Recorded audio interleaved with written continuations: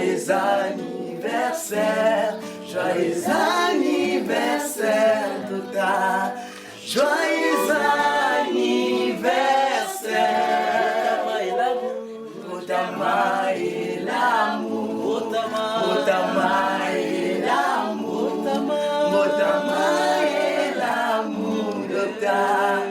Otama et l'amour. Joyeux anniversaire. Bienvenue à cette tranche spéciale dédiée au révérend Dr Jean-Robert Chitoko, présenté par moi, Sam Kumba et sa fille Suzanne.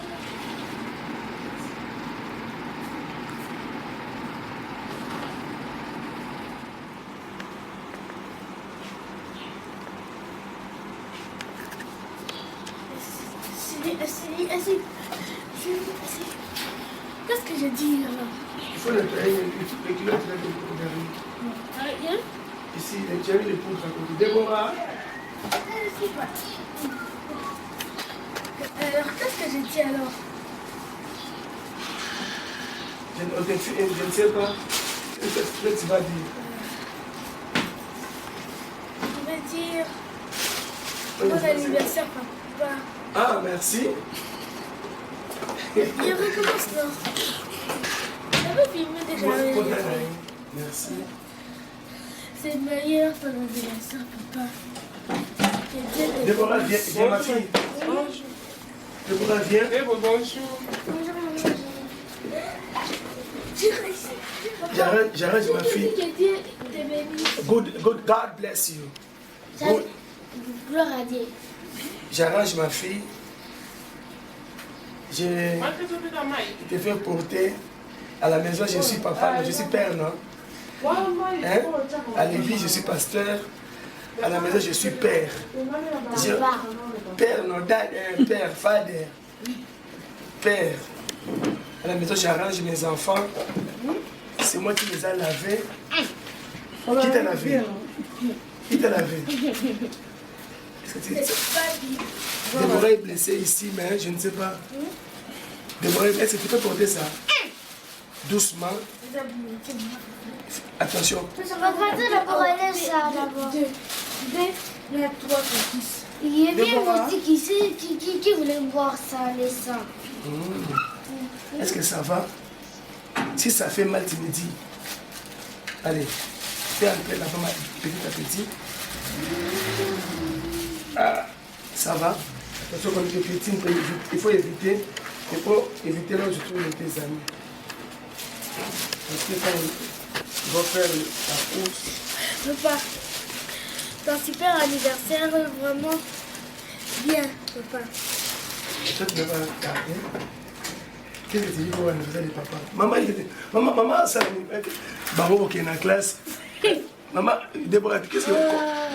Maman fait quoi? Maman met la nourriture pour l'école. Pour l'école. À l'école, là, il faut étudier. Les enfants du pasteur sont intelligents. C'est ça, non? Ah, maman prépare pour aller à l'école. C'est à quelle heure, Véronique? 14h. 14h. En bon? Toi, tu viens toujours me chercher à 14h, c'est très lent. 11h. 11h.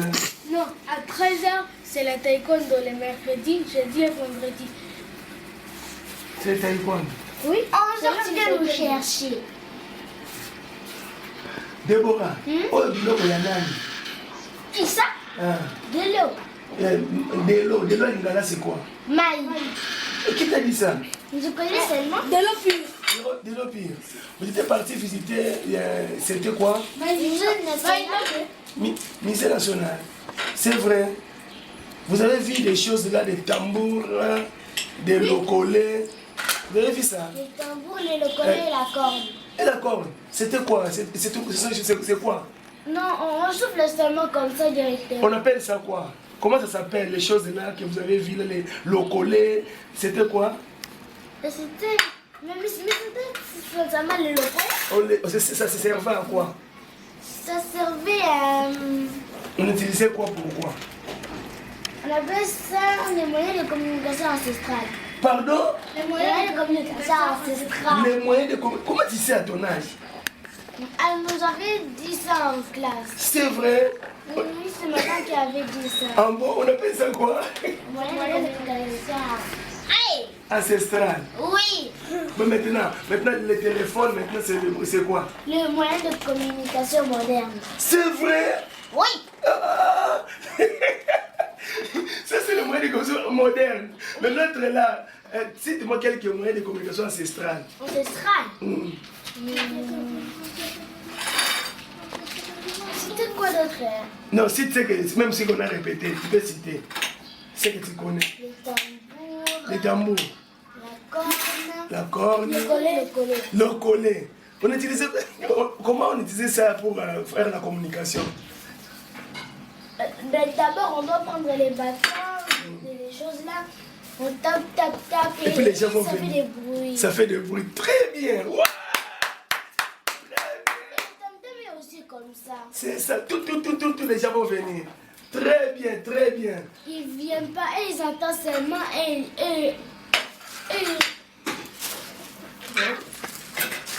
Après, c'était... On met toujours Nintendo. Ah oui. Il faut s'occuper, c'est on cause en famille. Est-ce que bah aussi c'est bon, ça, je peux dire quoi? À Lingala, c'est quoi? Ça. Je connais pas. Ah. À la fois, je connais pas. Portable. Portable, c'est toujours en français. On dit soit, ça n'existe pas à Lingala, on dit C'est seulement... un téléphone. Téléphone à Lingala. La télévision à Lingala. TV. TV, c'est toujours en français. À Lingala, TV, c'est toujours en français. TV, c'est en lingala. Non. TV, TV. C'est-à-dire télévision. Alors comment? À Lingala, Moi, j'ai saute seulement vie. Ah non. à Lingala, c'est étandoïnene. Ah, moi, j'ai saute seulement vision, télévision. Télévision commence par T et La radio en lingala. étandoïke. Radio, pas télévision. Oui, tout. Bon, est-ce qu'on peut partir? Oui. Ça, c'est quoi? On va dire à Dieu merci pour ce bon moment. Prions. Seigneur, merci de nous avoir gardés. Merci notre Dieu d'avoir protégé notre famille. Merci pour nous. Tu es avec nous toute la nuit. Seigneur, tu es Dieu. Seigneur, tu es le roi des rois. Tu es incomparable. J'ai béni leur sortie jusqu'à l'école. Étant ta main puissante dans leur parcours. Que le sang de Jésus les couvre. Donne l'intelligence, la paix, la victoire. Je chasse les tentations, je les jette dans les laisser qu'elles arrivent au nom de Jésus. Protège-les par ton nom. Au nom de Jésus-Christ. Amen.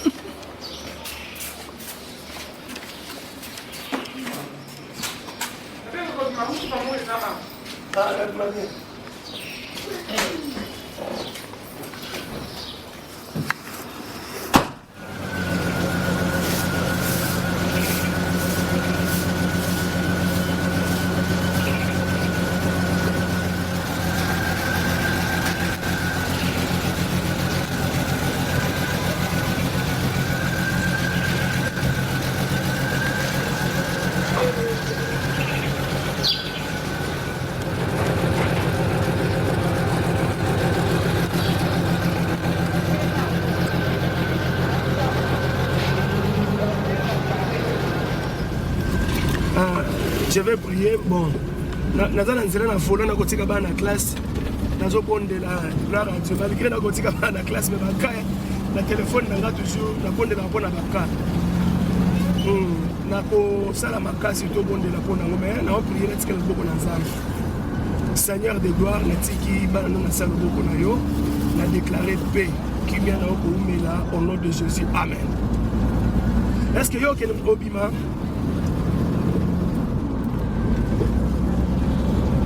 Ok, dernier. Ah, ça va, ça va signaler. Allô, papa? Oui, mais tu as pour retraite dans l'église toute la journée. sorti après, sorti comme ma famille, hein. Ça.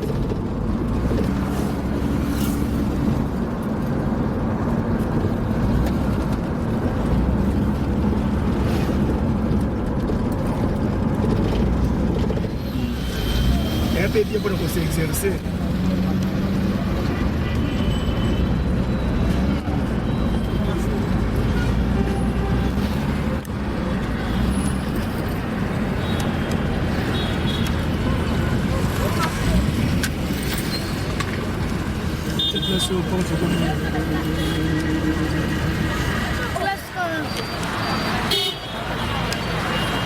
Bien sûr, l'hymne national. C'est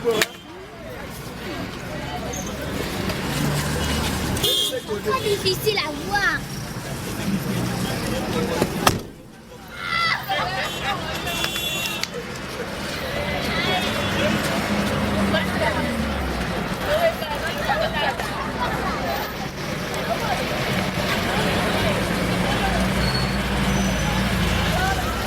Salut au drapeau. On attend qu'on ouvre. Salut au drapeau.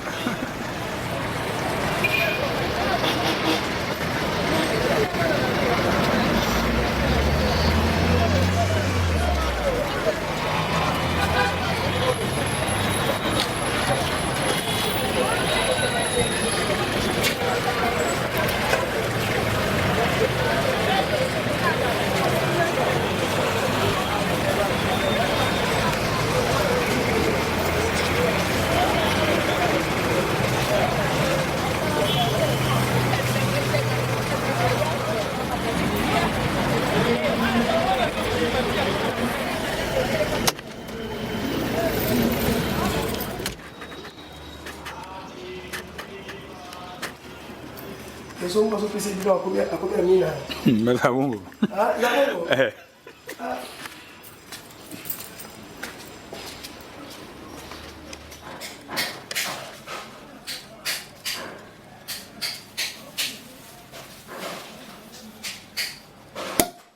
Waouh, joyeux anniversaire. Ah.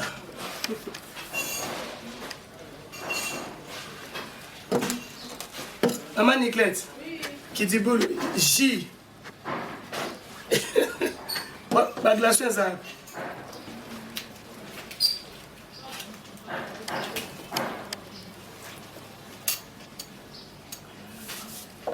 Bonjour, révérend.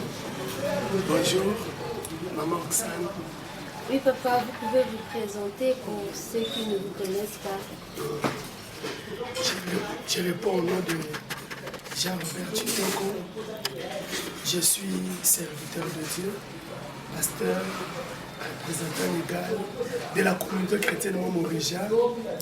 Ngaïnde Nazar représentant pour un colo à établir la communauté chrétienne Momorija. Votre famille, de vos parents, vous êtes quantième de la famille. Résumez-nous une petite histoire de votre famille. Merci beaucoup. Je suis né dans une famille de 7 enfants. Mon père, Ouazatata Nangai, Azo Kombo Naye Tchabanza, Grégoire. Maman Nangai Zali, Marie-Claire Yombo. Aboti Mwana Liboso, Kombo Naye Djibi.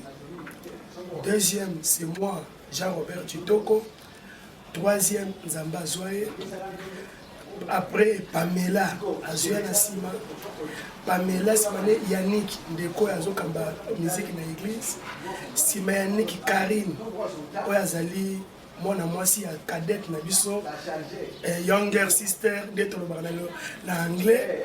Et puis, Sima Karine, Moko Nzamba Zouaye, Nde Esaïe, Aza cadet Nabiso. C'est un peu ça, histoire Nangai, famille Naouti.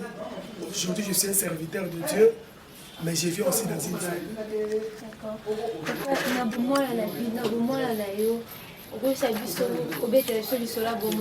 Est-ce que Zaki le roi bala nyonso to Zaki ne loko moko bandaki ko différencier na bana na baninga oyo kola na bango na époque ya bomwana.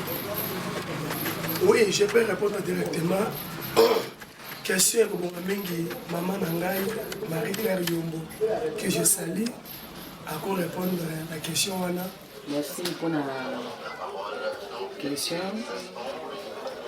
kobotama docteur Jean Robert abomwana na ye na kokola na ye azalaki mwana moko différent na bana mosusu azalaki ata soki tolingi tosala mosala ye akozala kaka pembeni na ngai kosunga ngai na mosala ata mosala ndenge nini ye na kokola na ye abanda komema baleki na ye ye nde moto abanda kotikala na bana okomona ata baninga banda kosaka na makasi passeport ata nga na bimi na keye zandu kosala mosala mosusu ye akotikala na mwana yaniki oyo akomema lere nyonso azomema ye sikoyo ntango ya mati alingasaka na boye akomema yaniki ti na place bazobetela mati bakei adepose ye na se abeti mati esili soki bi abeti akei asilisi akei amemi mwana kaka azobeta mati na modele wana na kokola na ye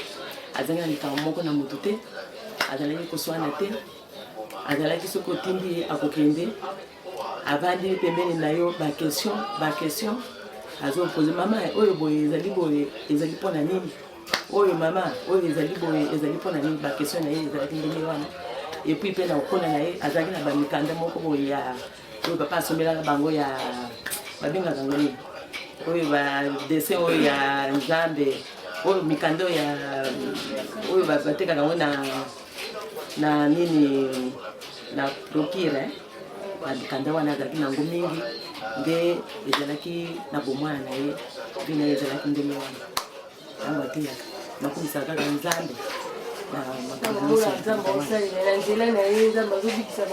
natondaka nkolo makasi koleka nazalaka na esengo. Merci pour la question. Ngai nasepelaki vraiment Jean Robert asala droit azala magistrat après aye kosukisa na avocat c'était vraiment mon souhait nga nasepelaki ndenge wana mais nzambe sikoyo aye kochange na ndenge na ye parce que nzela ya nzambe na ya biso ezali ndenge moko te ya nzambe ezali likolo ya biso ezali na se nga nakanisaki azala magistrat après avocat mais nzambe apréféré azwa ye na mosala na ye. Ntango docteur Jean Robert akomaki kosalela nzambe réaction na yo ezalaki nini? Oui, au moins nebandeli esalaki nga mpasi mingi lelo wana Jean Robert na ndako na biso azalaki rare na ndenge nini soki priere na priere bajeune mbala na mbala ti nakendaka ti epai ya pasteur na ya liboso pasteur Félix. Comment je ne vois pas mon fils? Babula biloko batie biloko na mesa tokuti biloko azoya kolia te amipesaki mingi nde nazalaki na mwa makanisi nga comment vraiment il faut vraiment moto ayaka meme kolia amipesaki na priere makasi malgré oyo ngai na bandaki kosala nzambe lokola abelaki motu na ye atosaki nzambe na nde amipesaki makasi bapriere na jeune garçon bapriere même na kati ya ndako tofandi boelali na ndako azosambela na ndako biso tozolia ye kaka na priere na ye des fois azosala bajeune na kati ya ndako ntango azalaki nano epai na biso sikoyo komona ye ndenge akomi kosalela nzambe azoutilize mpe puissamment komona ye koteya esalaka o ndenge nini?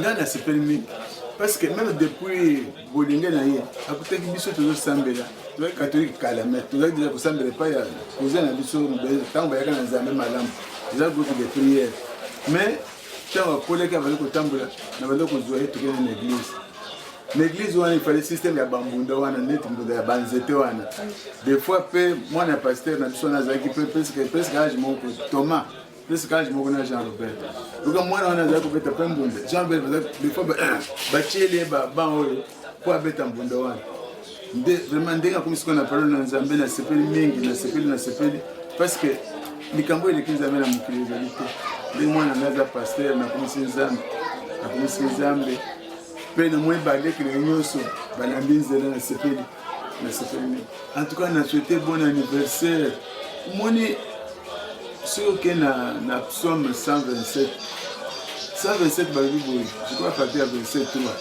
psaume 127 avec toi balobi oyo azala na bana mibali azali lokola l'homme fort oyo azala na baflèche kati na cargo na ye ntango bitumba ekoya ye akokende te akotinda flèche omonaka moto aza na flèche akendaka te nyama azwa kuna mosika ye abwakaka flèche wana nde bana mibali mpe bible ekopeside lisusu elobi ka place wana elobi ke esengo ezali na oyo akomona oyo bana na ye bazali kobota naza na esengo mingi lere naza komona bakristo barobert badebora nazomona bana na ngai ndenge bazobota nazokomisa nzambe napesi merci mingi na nzambe na biloko asaleli biso abundeli biso bitumba apamboli mwana na ngai mpo mosala na nzambe namoni bakoko na ngai lelo bazoyamba ngai nazosepela mingi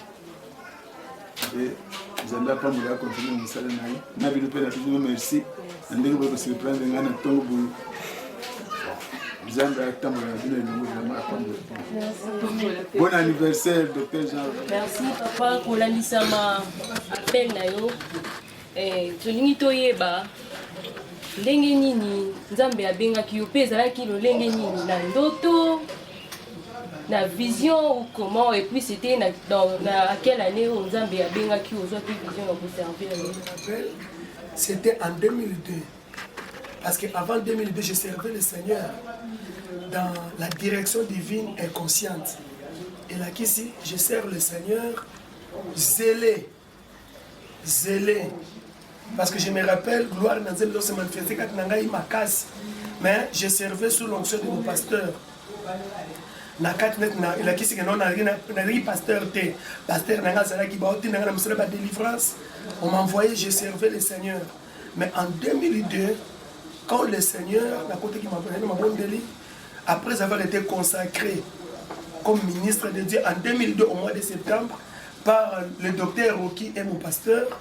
Pendant ce temps-là, ndé nakati église tozalaki vraiment les qui éthique moko morale il y a bien tel niveau il y a assemblée au toki koloba o lelo tepeza moko anniversaire na ngai ndé kolo baki na bima et si ko je suis kana yote na ko mbweki ko bima po passe ezalaki na motema na ko tika pasteur na ngake na tamu na bimi na ko luka nzambe ndé nzamba la kisinga en extase en 2002 nazomona nazo prier apparaître na milieu moko boy il y a natikala koyeba ngote namoni ba squelette belé batu bakanga basinga donc na comprendre te j'ai pensé même que na kufaki or que j'étais à la prière ma retraite j'ai vu une personne à ma droite qui s'avançait il m'appelait par mon nom Jean Robert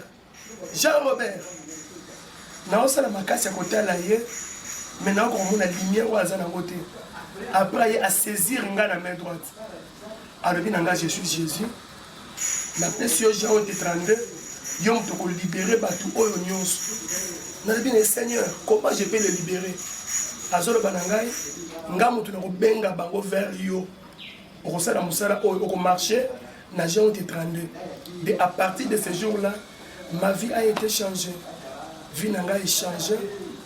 Lolenge nanga komona makambo changer ba sentiment nanga changer façon nanga komona makambo nango na koma mutu mususu à partir kolo a benga ngai et puis sur le terrain na komi komona réalité mususu par rapport ya ndenge na salaka avant 2002 bref voilà appel ngai et salama na 2002. Merci papa kolanda ba propos na bino ndenge ba propos na lolenge uti koloba.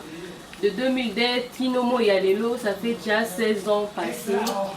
Tolingi toyeba, ba difficulté ni to obstacle ni nous rencontrant durant parcours na yo Tinomo Yalelo. Donc obstacle ni to ba difficulté ni tout à l'heure on a dit là na yo kolandisa ma ministère on nzamba pesi.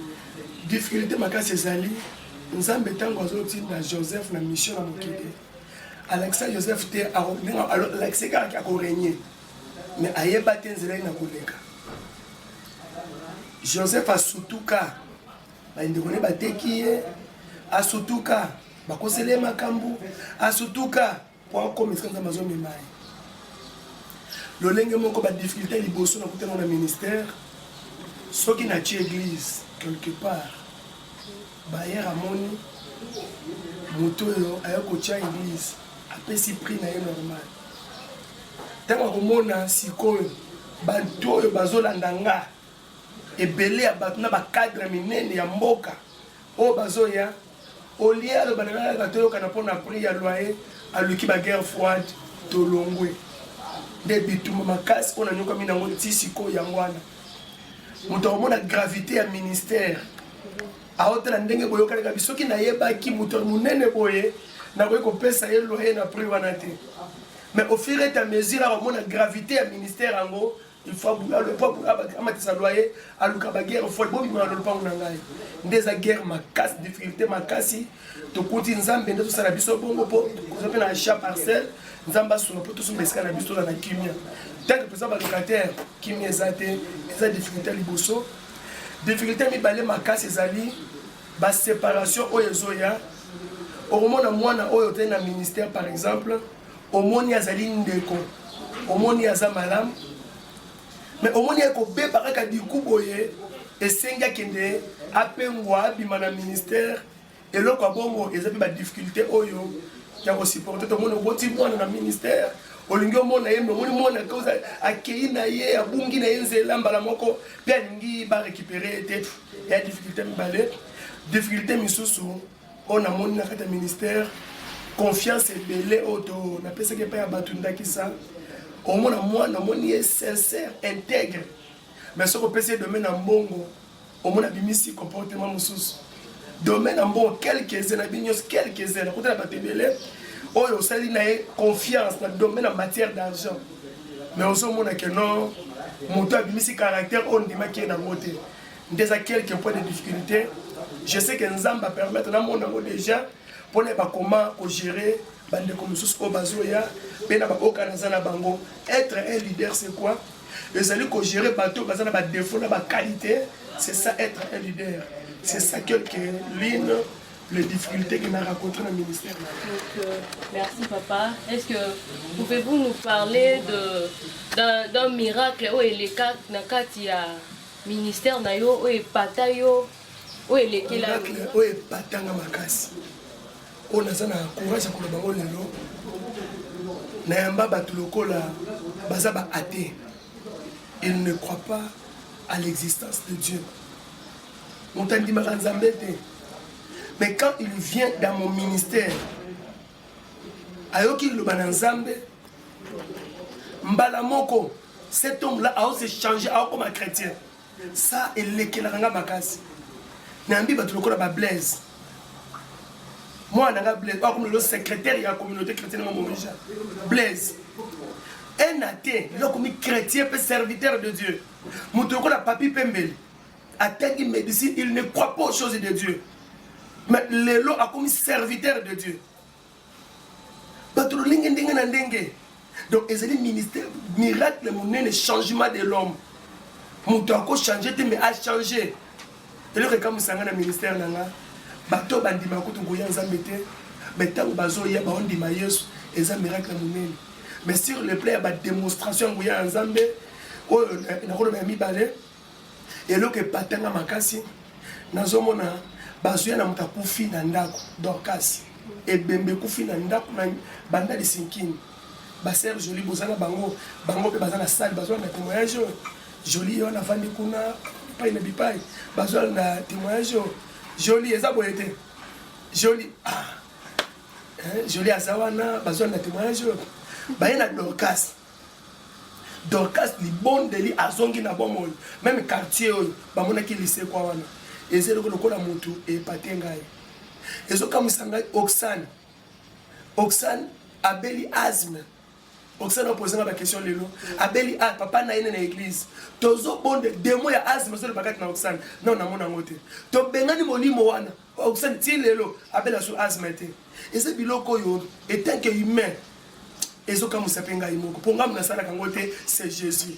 papa René aye basé katana na beki au nom de Jésus azoboka beki azotambola non je dis Jésus est merveilleux et ça baka ebelé on nzamba sali to énumérer quelques points pour na kolobaki on nzamba sali eleki ebelé eso le kela biso po biso dans son bateau Yesu ndi atongwama. Oui papa, moi j'avais juste épinglé côté il y a appel parce qu'il y a certains hommes de Dieu que non moi quand Dieu m'a visité, mon appel, il m'avait dit que non, yo, ils à côté, il y a parole. Soit non, non, mais ça yo délivrance. Question d'Angezaki, naïba, papa. Quand Dieu vous est apparu, il y a Rabengio.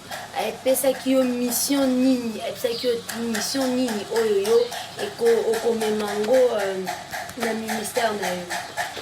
Merci, maman Oksana, Mutuna Kitoko.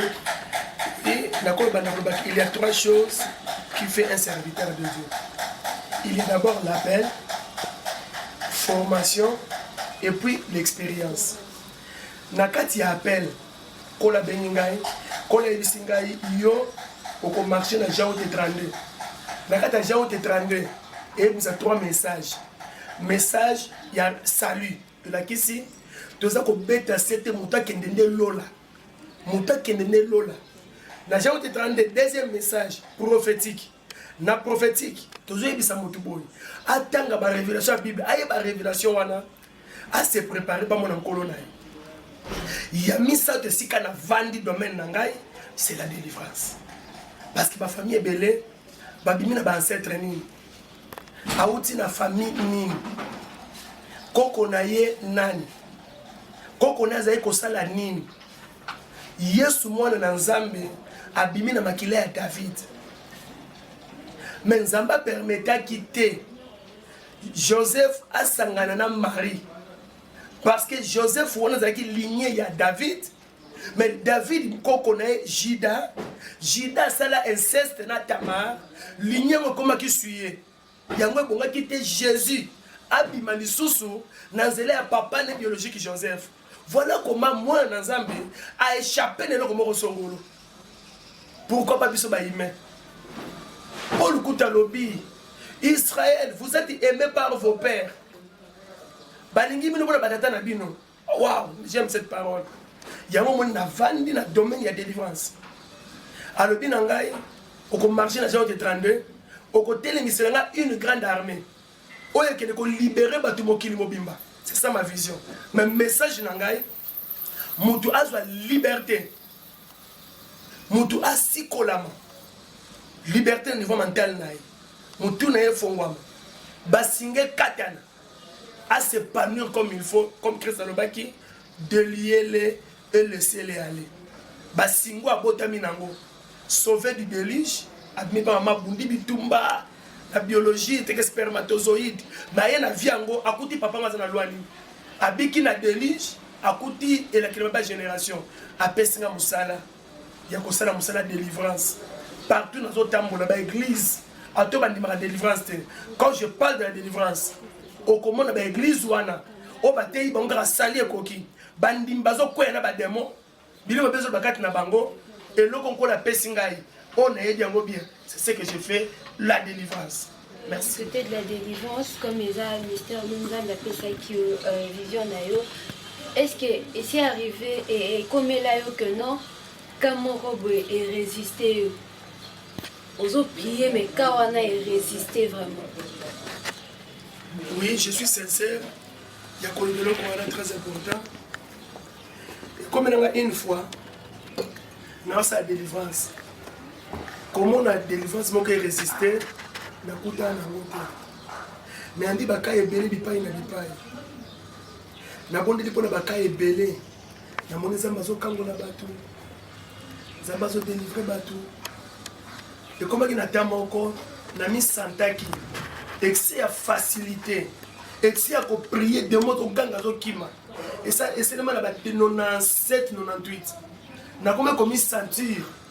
Nous autres, nous avons mis sentir comme un sérum. Nous avons sentir, on dirait, un gars dans un danger. Témoignage, nous avons édifié un témoignage. Nous avons une erreur, on a la quitté. Moutaza monte. Et comme si on a un cas, bande de maman, hello, ta ville, bakoya sur prier de moi pour bimana kimia. Nous avons sentir, on dirait, ma boko n'a pas de moussous. Nous avons pas redresser un gars. Babengi biso na tongo vers 5h du matin, sœur Alice, on va dire que nous à quoi il en a. Nazi papa Kabundi, nazi papa Théo, tokyo ça délivrance à connaissant facilité on la pesingai. Bandeko, Pendant depuis 7 heures, tu 10 heures, l'homme est salamate. To bandi une prière sur la yebi, et l'homme est salamate. Mobile n'a pas 2 mois lobby, mais pas bimazo bimate. Après, Pongi est papa Kabundi, Pongi est Théo, Kapé Pongi est Ngai. Tomoni kaka ya zalase. Nde na oki nkola zolo balanga Jean Robert oza mutu. Yo mutu sala katinga mnasalaka. Talanga mutu kawola mutu bondeli pona. Na sutu ka boye mutaka ngolani. Na la musi bande ko ngai, na lebela bango nzamba kangoli. Nde nzamba zongi singa na nzela. Donc ezaka kawa na kola zongi saka ngai. Donc on quelque part ezeko ko boti kata on dirait na comme on dirait spécial. Or que non. Tout ça ma bela pamba. Yesu nda salaka. Donc kaka moko ya Alice nde loko oyo e résister ngai. Nzamba ngena zo sangai mpe na yeba keza yende mutabenga ngai. Donc mon à part wana délivrance nyonso bayaka nango moko te résister ngai parce que na 2002 sur le bar ngai boya abimela ngai na résister na bandeli. Alors bi aucun cas va te résister. Maloba wana ti lelo de sala makati ngai na mona résistance. D'un côté à père de famille. Oza docteur Jean-Robert Sitoko l'église communauté chrétienne non Morijat. Papa et Robert Nick na Déborah, mobile et maman Niclette. Question là eza bon papa. Parce que na auto yebi être un serviteur de Dieu eza musala moko à temps plein. Comment arriver à cause un équilibre au Saraneni pour se départager du côté il y a église na aux peine maman Niclette na bana au Salakandenge comment faites-vous pour vous départager?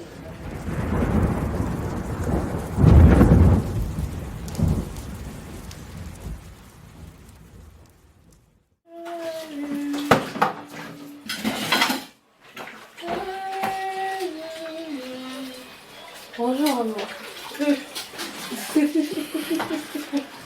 Bonjour maman.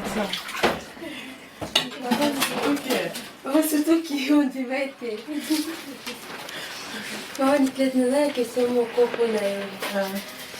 Comment on peut résumer les bisous docteur Jean-Robert Sitoko étant que mobile et papa ya bana. Bon, maman nanda papa. Nde papa nyonso ezalaka na bana na ye na mwasi na ye na ndako mais soki ekomi na église azwa esi papa te avoni mosala nzambe liboso bandeni de fois ekomelaka mpe osala différence moko ya ye soki aza en service na soki bovandi na ye bon na soki toza na ndako aza ne normal papa nde papa ezala mais soki ekomi na église alingaka so baje te makambo akikwa te elongo na kati ya église akomi sikoyo mosala nzambe donc bana bakoderange ye te bana bakoderange ye te aosala mosala na ye omona po ayebi so okanga bana awa na église bakosala mosala papa awa eza makambo ya papa na bana te eza makambo ya nzambe naosala mosala papa na ngai alobaka bon ça moment. Est-ce que vous pouvez le biso à propos ya docteur Jean-Robert lokola mobali na yo lokola papa ya bana na yo papa ya Robert Nick na Déborah lolenge nini ya vivaka na bino bon na ndako tovivaka ne bien bon asalaka mpenza mosala na ye ya papa mpenza na kati ya ndako asalaka mpenza mosala wana eske ntongo boye bana bazokende classe lokola nga docteur apesaki nga repos ye akolaka na ntongo omona sukoli bana alatisi bango ngai nalamuki kaka natieli bango biloko na bango na sani natie na saki aketika bango na classe. So la réponse na yo c'est qu'équilibre ezali entre ba programme ya église na vie na familiale na ndako pe asala omwa mosusu mpe akozwa bilamba mpe azwi bilamba atie mpe na machine abandi osukola bilamba ye moko aosuka mpe bilamba ye moko esili ake atandi mpe na nsima et arriva mpe qu'un jour docteur Jean-Robert alamba mpe na ndako abi te lelo mani Niclette olamba te ngambu naza makusa bon nana alamba te nana alamba te bayebi quand même bon alanda olamba mpa na bango kala mais nganda okoto nanga alamba te mpo mosusu wana tobalani wana toboti te nabimaka natiki nalambika biloko nalambi fufu te naye kokuta ye ayoka ye nzala siko azwi alambi fufu ndenge alambelaki naoki na pasi ifo magoso bambumbamu. Ça va maman, merci Nali de répondre à It's over. Oui, papa, ndenge nzambe apesi yo bana ozoservir nzambe, est-ce que mposa na ope ezalaka un jour mwana moko na bana na yo ye pasala ndenge ozosala? Merci. Question souvent que tu as répondu que nous avons fait malamu. Papa nous avons séparé moi na ye. Non c'est rappelé maman elo a epsanga lo moko. Nazo te ya chibazo limbolanga elo alobina alobibo nazo séparé nga na vandi boeti nazo te ya. Elo lobaki bona ko mona gravité ya noblesse cause la noble musala osala nzambe. Paranyo sa sepelaka mwana ya pona nzela malamu.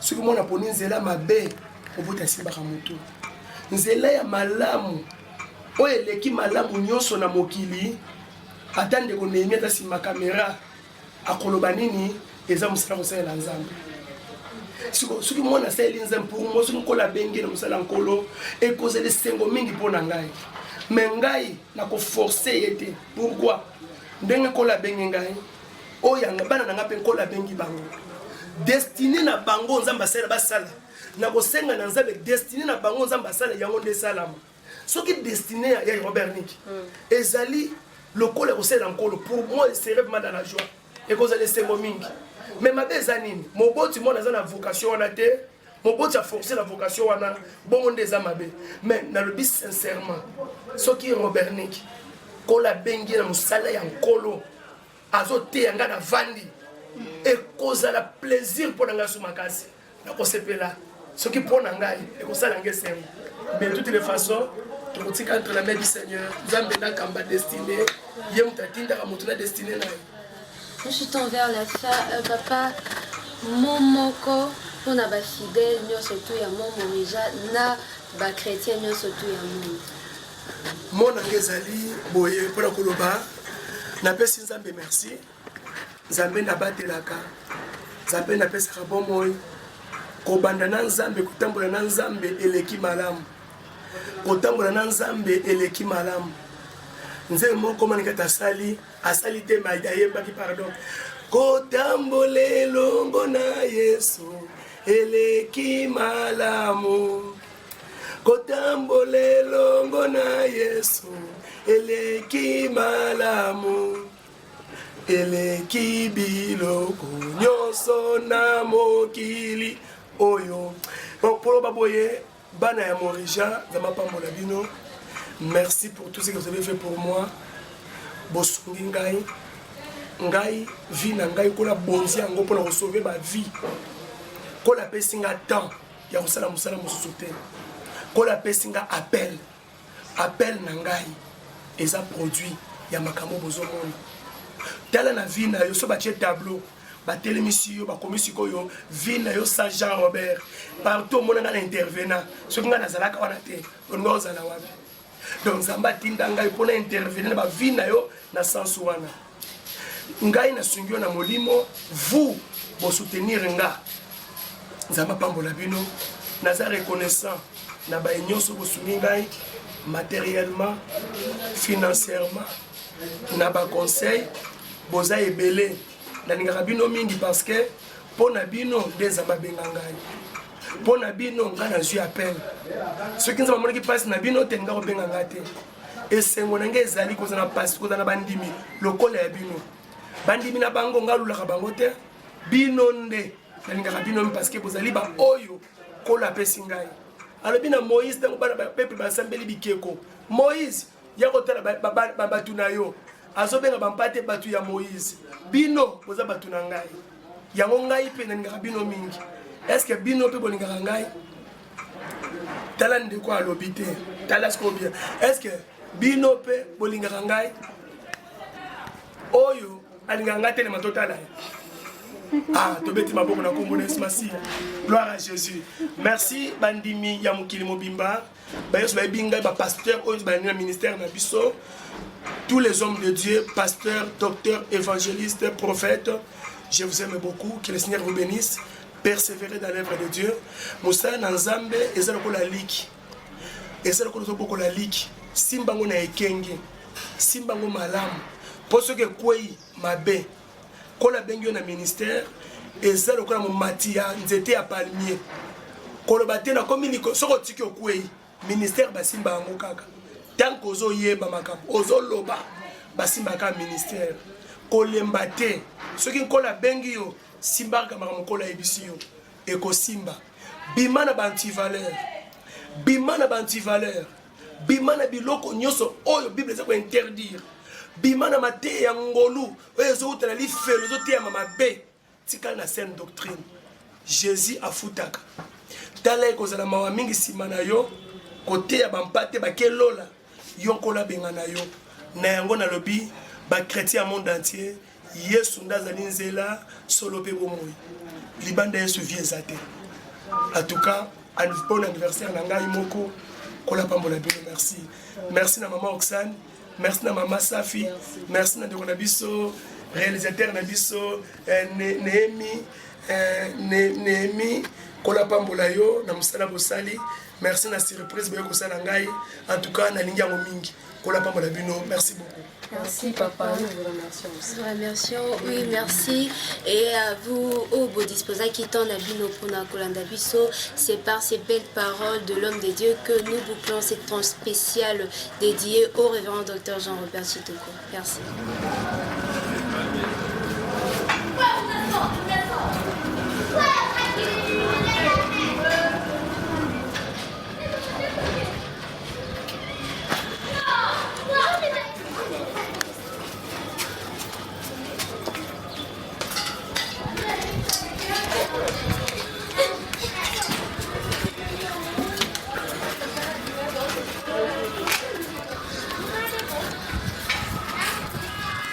Merci notre Dieu.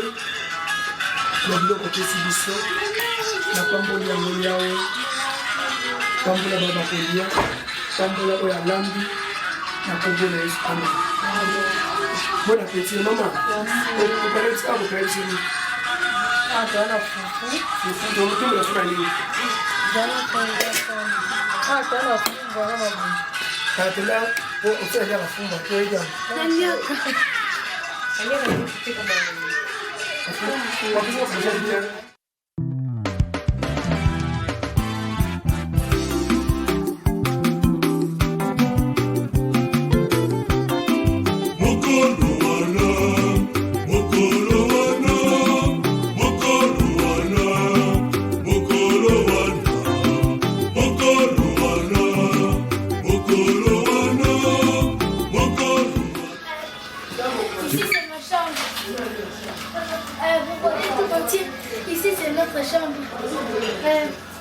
J'espère que certains connaissent notre maison et les autres ne connaissent même pas. Tu fais quoi là-bas? Je cherchais mon jouet. Ouais. Vous avez... Mais c'est bien,